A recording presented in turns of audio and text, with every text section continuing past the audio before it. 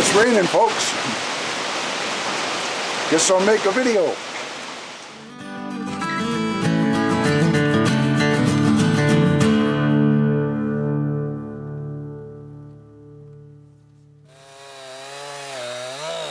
Well, here we are, preparing for another winter on the mountain. And it's a good thing I like cutting firewood. Big or small, we burn it all.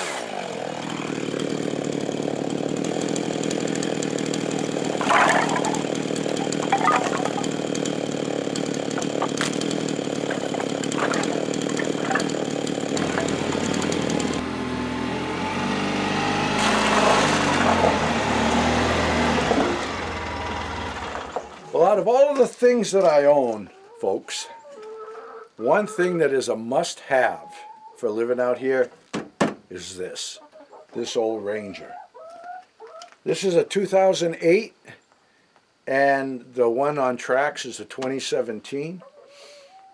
There's no comparison between the two of them. This thing is a workhorse. It is a beast, and I admit I abuse it. I do. I overload this thing and have since day one, and it just handles it. Whatever I throw at it, it handles it. It's a great rig. You know, the price went way up on them and the quality went way down, but that's the sign of the times. That's how it is with just about everything you buy. I don't know about you girls. You got a lot to say. A lot to say, but not much action. There's 7 hens and only 4 eggs a day, so I don't know. Sign of the times with you too, huh? Yeah, a little less talk and a lot more action. You girls.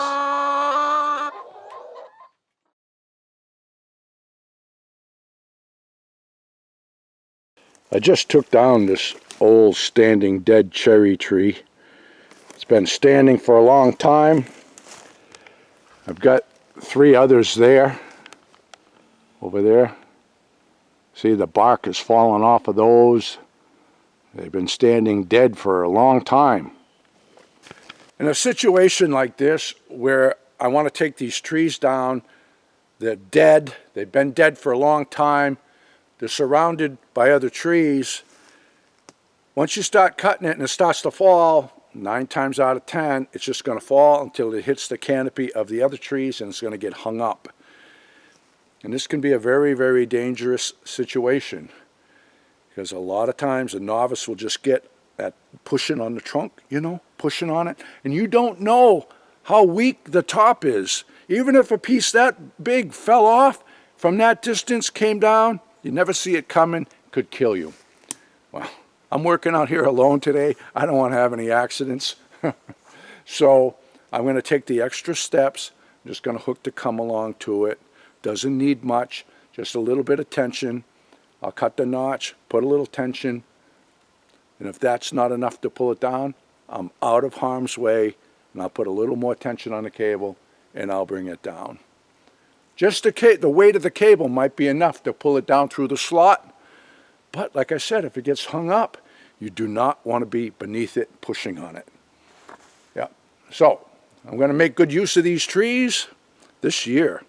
They've been standing dead for a long time, man.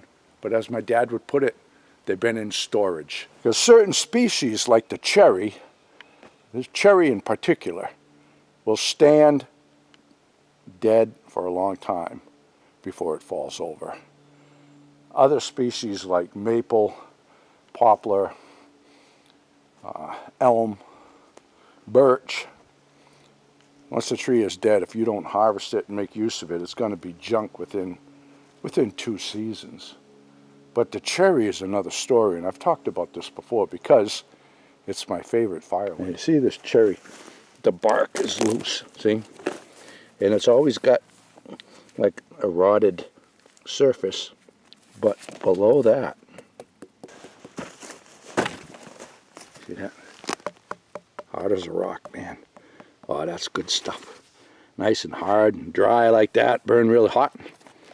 The exterior is all punky. A lot of that gets left in the woods by people. They just think it's rotted wood. There's going to be some real nice firewood in that one.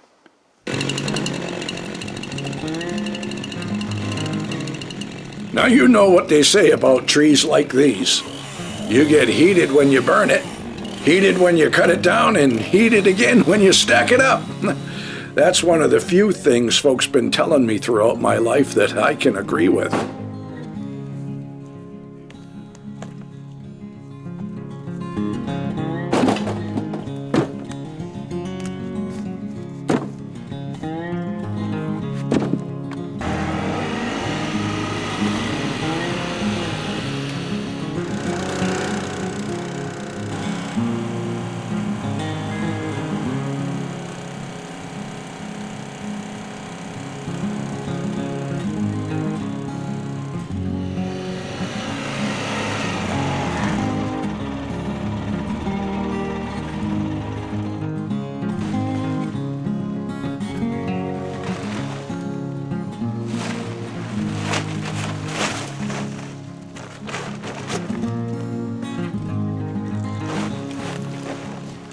Well, that ought to get us through the winter and beyond.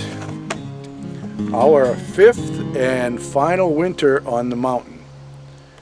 And then we'll be building the new homestead and selling the camp, and that'll be the end of an era. Of course, I have mixed emotions about that, but there's a lot of changes going on, and like I always say, folks, you got to roll with the changes. Nothing stays the same.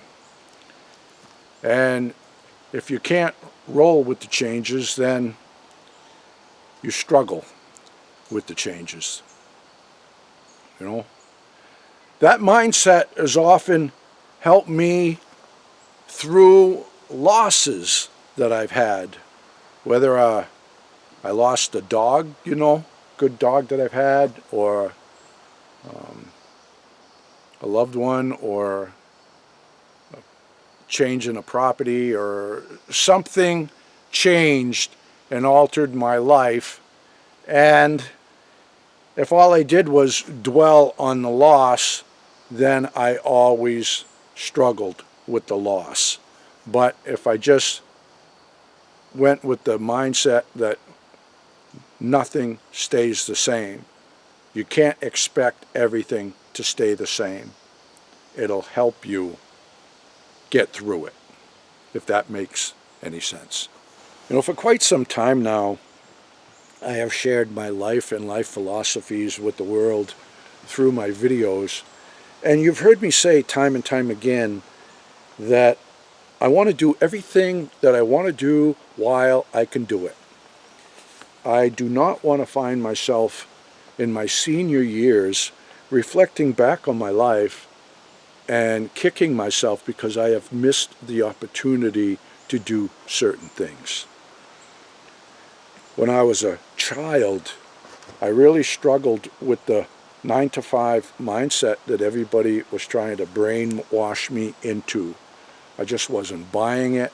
It wasn't a good fit for me. I was too free-spirited, and that caused me a lot of trouble. But I stuck to my guns. I've always done my own thing, and I did the right thing for myself. So our dream was to come up here and spend a winter. My childhood dream, lifelong dream, was to live up here. And we came up and spent a winter, and then a second one, a third one, and a fourth one, and this one's going to be the 5th one. And what memories we have made while we are here. We have made memories that are priceless. So we did it up. And if I had waited till now, I wouldn't move up here. There's been too many changes. There's too many people. And the environment has gone to hell. I spend all my time in the woods. The trees are sick. The forest is falling down. At first glance, it looks okay, but not up close and personal. And all of the little trout streams are polluted now. These pristine little creeks and rivers, every single one of them is teeming with foam after a hard rain, especially in the spring when all of the ice has been melting and all of the crap that has been in the ice is running downriver. And it's just sick. Now this is unbelievable here. Look at the freaking foam coming down here. This is a mountain stream. There's nobody upriver. You're going to tell me this is a natural occurrence here? We live in a pretty sick environment now, folks. But we did it up, man. We did it. We came here. We have had a wonderful journey. And this will be our last winter. And we will embrace it and enjoy it. And I have a feeling that we are going to be dumped on with snow. I really do. I think this is going to be a doozy. And then we're going to sell the camp and move on and build a new homestead. And that place is going to be a home base, because there's a lot of places I want to go and see. There's a lot of things I want to do. And I want to enjoy what's left of the planet while it's left to enjoy, because my observations haven't been good, folks, but what I see and what the normal person sees aren't the same thing. You know, I live a different lifestyle, and to compare what other people observe and what I observe, it's not the same. But we're going to move on. I'm glad we did it all. We didn't miss a trick. We didn't miss the boat. We're living life to the fullest, and I practice what I preach.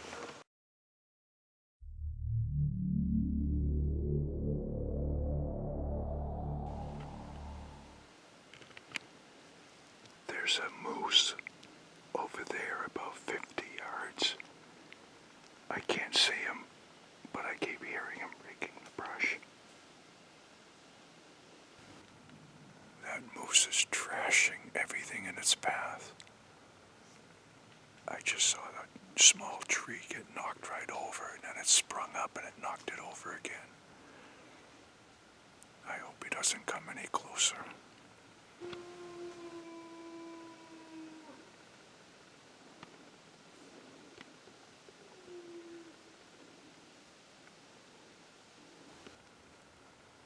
Just freaking crazy.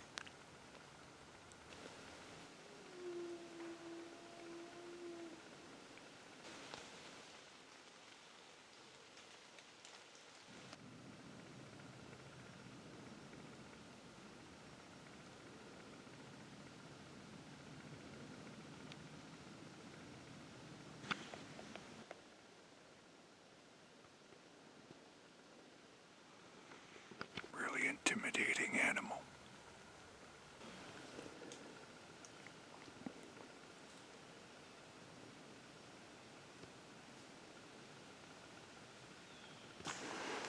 The moose was standing somewhere in there, right there, and I have a camera right here. So I'm not sure if I got him in that, because I think the moose was more there and the camera's pointing right there where that game trail goes through.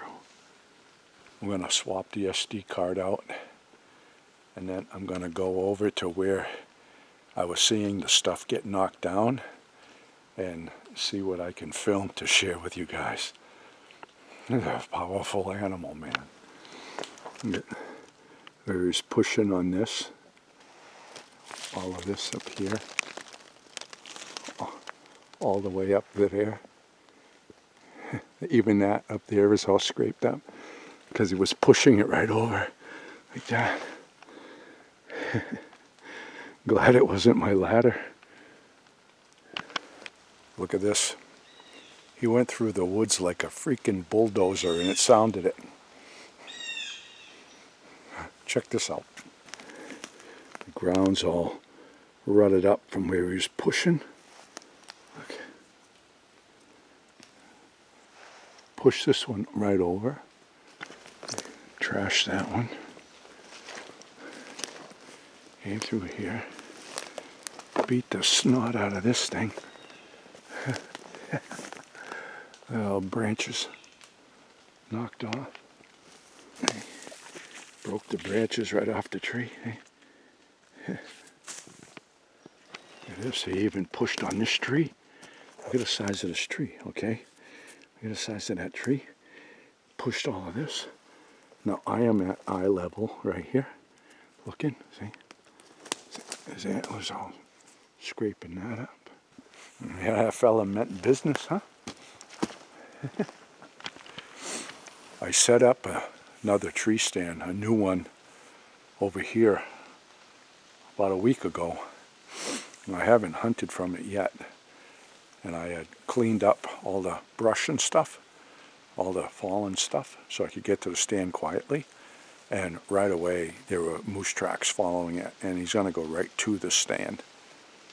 And that's not really a good thing right now, the way they are running. So I do have a trail camera or two over there, so I'm going to circle around. I'm going to check those cameras, and then I'm going to go back to the camp. Well, I got to tell you, folks, when you have a big bull moose come into your stand, and they're all pumped up like that, and they're beating the snot out of everything that they come across, it's pretty exciting. Gets the old blood pumping. They are magnificent animals, but they are as magnificent as they are terrifying. Very, very intimidating specimens they are. And I can't help but wonder if one of these days one's going to come along and knock the heck out of my ladder stand and leave me swinging like a piñata. But thankfully, so far, so good with all of that. Now, I got a lot of moose out here. People ask me, do you hunt moose? Well, every year I get about 20 different bull moose on my property alone on my cameras. But the state allows one moose permit on a lottery basis, and that one moose permit is for an entire area, a management unit, which consists of several towns and lots of miles, and they allow one moose to be taken. They have no idea how many moose are in the state. They come out here, spend a day with me on my property, they might have a different idea of what's going on out here. But that'll never happen. So anyway, when the moose activity is like it is in the pre-rut and the rut, the deer activity really tapers off on my property. Not much deer activity on my cameras at this point in time. But as the rut tapers off, and then the deer will filter in, and the weather gets a little cooler, and there's no mosquitoes after me, I'll be a little bit more serious about hunting. But right now I'm just going out, enjoying my time, doing some filming, and it's been good anyway. But I did get that moose on the trail camera. I've got a few different moose out there, some nice specimens. I really like it when they're walking along in front of the camera and they rake the brush with their antlers. That's pretty cool. I like seeing that. And as long as it's not my tree stand that they're doing it to, I'm good. And I've got a few nice ones, but no real big slammers on the camera yet. And we're getting stuff done here. Taking this little break from YouTube has been a blessing because it's taking the pressure off, giving us some time to get stuff done. And now the firewood's all done. The garden is pretty much done. The road on the other property is almost done. I got maybe 100 yards of gravel to spread, and then that will be done. I just got to clean the chimney and do the roof job, and then that'll be taken care of. The only real drag right now is I've been vehicle shopping, and what a drag. This is, the world's gone nuts. But aside from that, everything is good, and I hope it's good with all of you folks. Yeah, so I guess that is it for now, people. I'm going to head in, finish up this video. We're going to go to our friend's house later this afternoon, and I'll get it uploaded and have it to you tonight. So anyway, that's it. All the best to you, and God bless. Frankie and the boss out walking in the woods, living life happy and free. Tracks in the snow everywhere they go, there's a pokey way up in that tree. A beaver built a pond where they have some fun, taking life a day at a time. Best friends until the end. Frankie and the boss. Frankie and the boss. Frankie and the boss.